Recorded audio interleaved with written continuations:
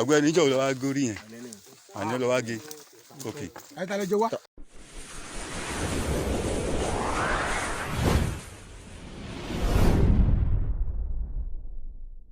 ẹ subscribe sí ìkànnì yìí ẹ hàn notification button kẹ́ lè láǹfààní àti gbádùn wa síwájú sí i àjọṣepọ̀ wa la fi lè ṣe àṣeyọrí.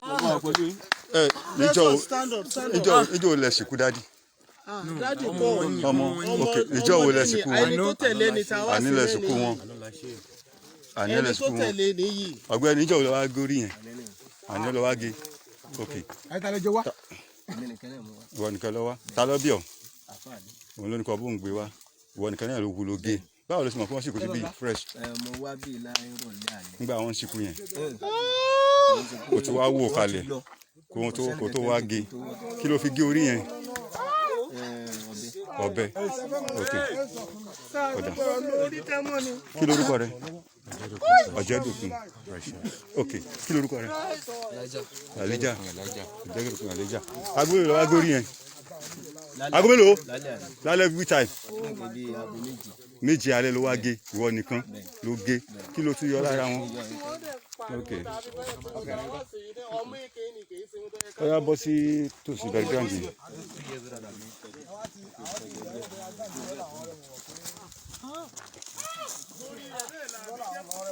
ibi tó ti gé orí yẹn ni background yẹn nìyẹn ni tó ti górí yẹn ní táìmù wo alẹ́ àná ló wá gé ok.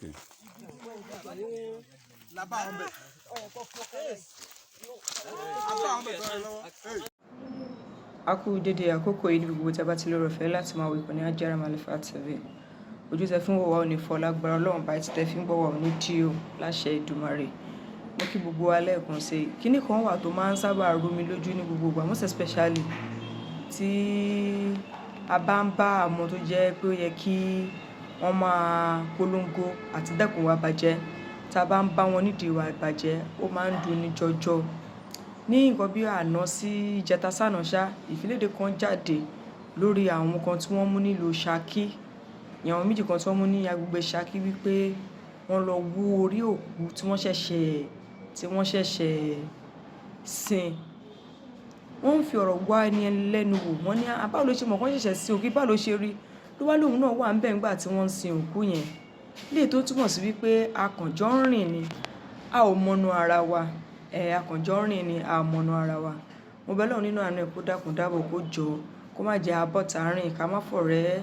ṣọ̀tá ká dẹ̀ má fọ̀tá ká má fi ṣe ọ̀rẹ́ ẹ̀yin náà imagine kéèyàn wá níwàá pé ó bá báyàn kẹ́dùn pé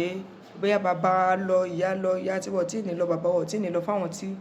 àwa tó jẹ́ pé òbí wọ́n tí kú báyìí lágbára Ọlọ́run gbọ́ la máa gbẹ̀yìn arúgbó wa oníwájú èdè ní sáré gbèsè ẹlẹ́yìn náà ní síwájú lágbára Ọlọ́run bá. During the interrogation bàbá yẹn try láti sọ wípé wọ́n ní báwo ló ṣe mọ́ lòun wà ń bẹ̀ ńgbà tí wọ́n ń sin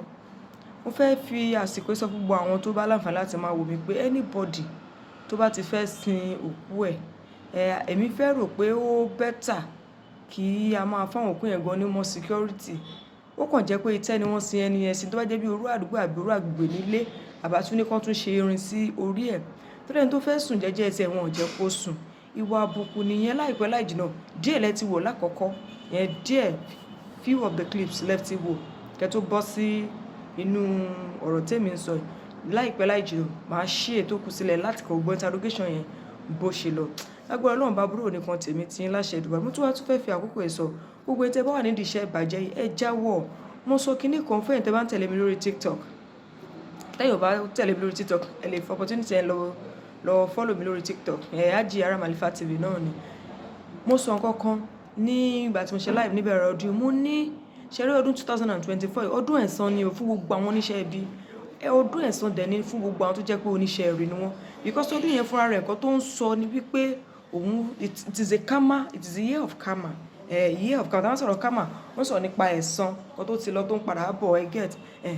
gbogbo ẹni tẹ́ bá ti ṣe bí ẹ tètè lọ jáwọ́ bíbẹ̀ kọ́ tẹ́ bá jáwọ́ ṣírí wọn máa tú ni gbogbo ẹni tẹ́lẹ̀ pé orí ilẹ̀ ń ṣe ẹ̀tẹ̀ra mọ́ tó kẹ́ bá lè róore tó pọ̀ kẹ́ bá lè rí gbà mo bẹ́lẹ̀ nínú àná tí aṣọ fún òní fi kà san fún wa ẹ jọ gbogbo ẹ̀yin àáfà gbogbo ẹ̀yin babaláwo gbogbo ẹ̀yin pásítọ̀ tó jẹ́ wípé iṣẹ́ tí ní pé kẹ́ máa gé orí kẹ́ máa gé apá kẹ́ máa gé oríṣiríṣi ẹ̀yà ara ẹ lọ jáwọ́ ń bẹ̀ kò sí nǹkan tá a mú wáyé kò sí nǹkan tá a máa mú lọ yes kò sí nǹkan kan tẹ̀dá mú wá sílé ayé yìí ẹ wá sọ fún mi mo tún sọ fún yín pé kò sí nǹkan tá a máa kò ń ṣe wáàsí mọ́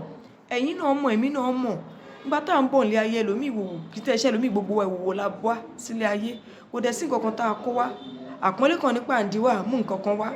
ìwòwò ni and it's going to get to a state tẹ́pẹ́ anytime téèyàn bá ti ń lọ kúrò ní ayé náà ìwòwò náà ló máa padà gbogbo ilé tí ẹ fẹ́ torí ẹ̀ pààyàn yẹn kò sí nǹkan tá a mú wá o kò sí nǹkan tá a máa mú lọ gbogbo apáta ni mo fẹ́ bẹ̀ tí mo fẹ́ rọ̀ pé gbogbo àwọn tó ń ṣáájò fún yín yẹn náà tó ní ẹ nílò orí lágbájá ẹ nílò orí ẹsẹ̀ tàmìlì ẹ nílò kíní kan ṣé ẹ̀kan tí ẹ wo pé tó bá jẹ́ bẹ́ẹ̀ náà ló ń ṣiṣẹ́ ó yẹ káwọn náà sàn ṣe ó yẹ kán sàn ṣe ẹ jẹ́ ká dẹ́kun nínú ìwà bàjẹ́ ẹ jẹ́ ká dẹ́kun nínú ìbànújẹ́ nínú bani ní ọkàn jẹ́ bá àwọn ẹnìkejì wa lọ́kàn jẹ́ ẹ jọ̀ọ́ tó lè let me leave the video for you to watch it's so disgusting let me put it that way why will someone tó ti kú tẹ fresh òkú ẹ tí ẹ bẹ̀rù ẹ̀rí nǹkan kan ẹ̀dẹ̀ lọ gé lórí ọlọ́run kó jọ kó gbà wá lórílẹ̀‐èdè tá a wáyé o kó má jẹ́ ká burú kọ̀ǹgùn tẹ́ ẹ̀dẹ̀ wa o tó yẹ pé ìgbà àkọ́kọ́ rèé tẹ́ darapọ̀ mọ́ nìkan ní Ajara Malifa TV ẹgbẹ́ ọlọ́run bá jọ ṣe pọ̀ níbàjẹ́ subscribe sí kàn ní ẹ bá wa share ẹ fi kọ́mẹ̀ntì sílẹ̀ kí lójú ìwòye yín àti pé àwọn tó ń ṣe bẹ́ẹ̀ kí lẹ ti ẹ̀ rò pé what do you think what can you just say about them báwo lẹ ṣe lè categorize wọn sí ṣé fẹ́ sọ pé wọ́n wà mentally fit ni àbí kí la fẹ́ pé torí gbogbo nǹkan tá a bá kó jọ ní ayé yìí náà ìjọ kan ń bọ̀ tó jẹ́ pé gbogbo ẹ̀ la máa dà á lẹ̀ Abíọ́lá kú ni mo sí ẹ̀ ọ̀pá lọ Gbénga Adébóyè of blessed memory ó ní Abíọ́lá kú ni mo sí rẹ̀ ò bá lọ́ọ̀ àwọn ọmọ rẹ̀ sùn ní í ṣe ó ti yé yín so fún ìdí eléyìí mo fẹ́ bẹ̀ wá mo fẹ́ rọ̀ wá gbogbo ẹ̀yin tó bá jẹ́ pé oníṣègùn ní ẹ̀ ń pọwọ́ dà gbogbo ẹ̀yin àáfà tó jẹ́ pé ẹ̀yin náà ń ṣe ó ti yé yín ẹ ti fi ti Kùránì lẹ̀ ti ìbílẹ̀ ẹlẹ́dẹ̀ kó sí gbogbo ẹ̀yin pásítọ̀ tó jẹ́ pé ẹ kàn fi pásítọ̀ bójú ní iṣẹ́ ìbílẹ̀ ẹlẹ́yìn náà ṣé gbogbo yín ni mo pè lásìkò tí mo rọ̀ yín pé ẹ jọ̀ọ́ mo forúkọ Ọlọ́run ọba tó ní ayé àti ọ̀run mo fi bẹ̀ yín pé jẹ́ ká jáwọ́ nínú ìwà ìburúkú ẹ̀yin ní káwọn yẹn lọ gé orí òkú ẹni kọ́ ẹ lè gbẹ́sẹ̀ òkú wá it's so disgusting kó dáa ṣé ẹbẹ lóun kẹyìn náà kú tẹ bá ti kú kí wọ́n gé orí yín kí wọ́n gápá yín kí wọ́n gẹ́sẹ̀ yín orúgbèsè ayé burúkú wo nìyẹn tẹ̀yin náà tẹ bá gbogbo etí mọ̀ pé love ṣe love of karma ó ń padà bọ̀ lórí yín tẹ bá ti kú ọmọ agbórí yín ọmọ agẹ́sẹ̀ ọmọ agẹ́ gbogbo nǹkan tẹ̀yin náà tẹ̀bílì ìpẹ́ ẹni gẹ́gẹ́ bí ẹ̀yà ara ẹ má yẹ kí ọ̀rọ̀ mi pọ̀ jẹ́jẹ́ kí n fi ṣe fídíò yẹn sílẹ̀ kẹ́kọ̀ọ́ just a short video anyway bọ́kẹ́ lórí ọ̀fẹ́ láti wò ó so that ẹ lè understand nǹkan tí mo sọ èèyàn tó kú tí ò tí pé èbí tí ó pé 3 days ẹ ti ní kán lọ máa gé òrè wá gbọ́dẹ̀ tí wàá lọ síbẹ̀ gẹ́gẹ́ bí wípé àwọn fẹ́ bá wọn kẹ́dùn ìbá kẹ́dùn ló bá débi àṣọ lọ́ṣọ́ bí wọ́n ṣe sin òkú ni mi kì í like láti dájọ́ ń gbà mí torí bíbélì ní kí a má ṣe dẹnikẹ́ni lẹ́jọ́ Ọlọ́run kó dáríjì wá tẹ gbogbo ọ̀nà tá a bá ti gbà ṣẹ̀ sí bọ̀ ó bomi tútù síyàn lọ́kàn kò kí ń ṣe nǹkan tó dáa ẹ̀yin tẹ́ bá sì kù nídìí ẹ̀ lọ́jà bíbẹ̀ pàṣírí yín máa tú ni lágbára Ọlọ́run gbogbo ẹ̀ tẹ́ bá ti wà nínú iṣẹ́ ìbàjẹ́ ìtọ́ pé ẹni ẹlẹ́ni tó bá ti kú tiẹ̀ ẹlòmíì kò tẹ̀ ṣe tó kú lọ́ máa mú àwọn èèyàn tó lè máa mú ẹwúrú kan tó ṣẹlẹ̀ ní sáìdì ibì kan jọ kan ọmọ yẹn ọmọ kékeré ni wọ́n ní bóyá bíi 13-12 years ẹ̀dẹ̀ gbé ọmọ yẹn ẹ̀dẹ̀ la gbogbo ìkun ẹ̀ kó gbogbo ìfúnnú ẹ̀ kó dáa báwo lè ṣe fẹ́ kàn ìyá ọmọ kí bàbá ọmọ kó fíl Ọlọ́run nínú àánú ẹ̀ kó jọ kó má jẹ́ kí ojú aṣebi kó bò kọ́lọ́n fojú aṣebi wọn kọ́lọ́n fojú aṣebi wọn kọ́lọ́n fojú aṣebi wọn lágbára Ọlọ́run bá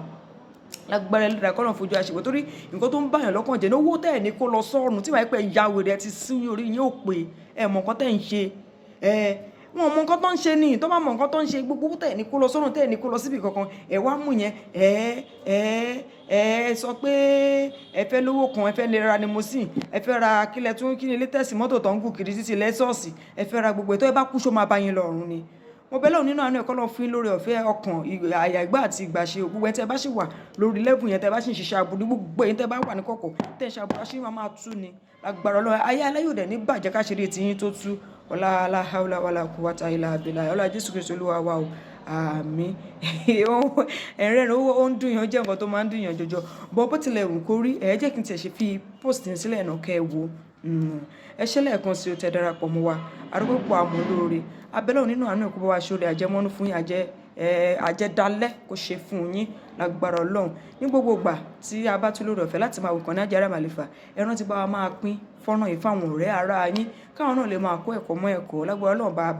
bá ṣepọ̀ wa Ọlọ́run náà ló ń jẹ́ kéṣù kó dàrú àmì àṣẹ Èdùmàrè ọdún ayọ̀ lọ́dún 2024 máa jẹ́ fún gbogbo wa lágbára Ọlọ́run tó ní ayé àti ọ̀run àwa nínú gbé sọnù bí ò ṣe bí ọmọ ayé ò ní fi owó tiwa ṣe àríkọ́gbọ́n àwòkọ́ṣe rere láyé máa fi tiwa ṣe agbára ẹlẹ́dàá ẹ ṣé wẹ kú ìfẹ́ ọlọ́run àánú ẹ̀ kò ní paná ìfẹ́ wa.